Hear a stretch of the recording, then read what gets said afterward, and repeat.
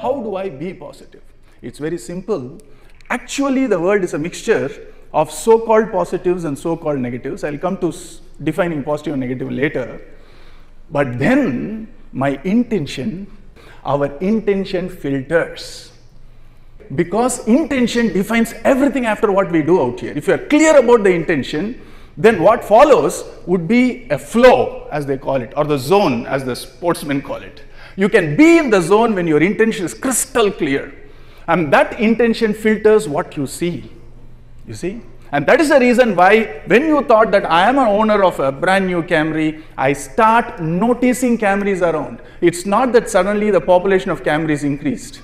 I start noticing it. The reason why I observe it and notice it because my intention filter is in play. For us to be positive, we need to start ensuring that our intention filters are calibrated to what we want to be. And once I start calibrating my intention filters to see positives, I can be positive. Generally, C comes after B, but here B comes after C. Okay? So when you see positives and when you register positives, then what happens is you slowly get, sort of free flowing, and it becomes a flow for you. It becomes natural for you to be positive.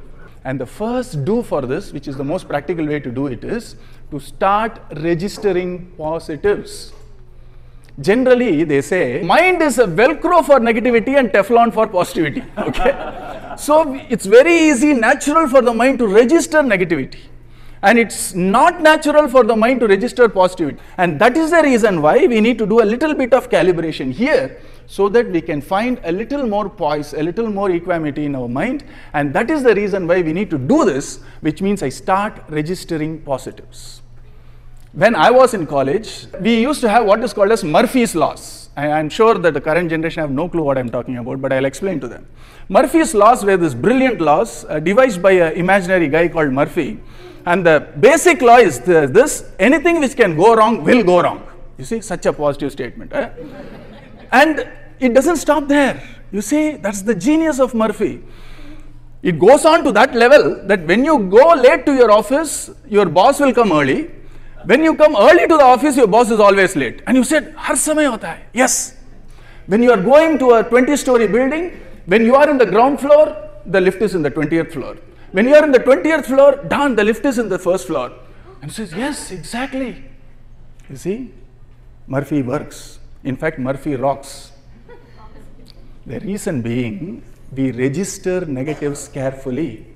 There are zillion times when I just walked in, the lift was available, I failed to register it. There are many times things go right, I never register it. Nobody ever gives very good news as the top headline in any of the news channels. Have you ever seen it? You see? So negativity works, negativity rocks. So that's what they are feeding because that's what we want.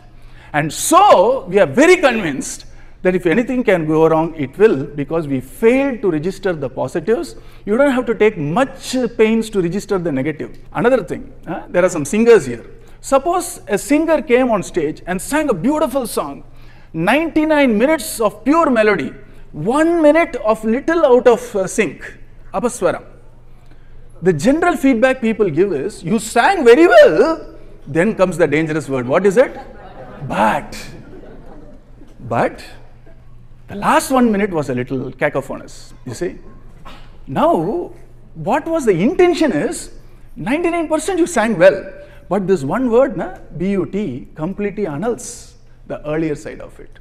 And I have used this word a lot before until I start recognizing that I need to start speaking carefully so that I can think well, so that I can be well. Words have power, friends.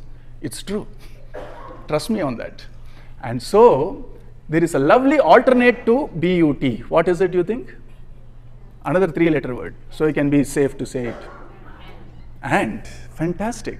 You sang well for 99 minutes and, because I also want to show you where you can improve.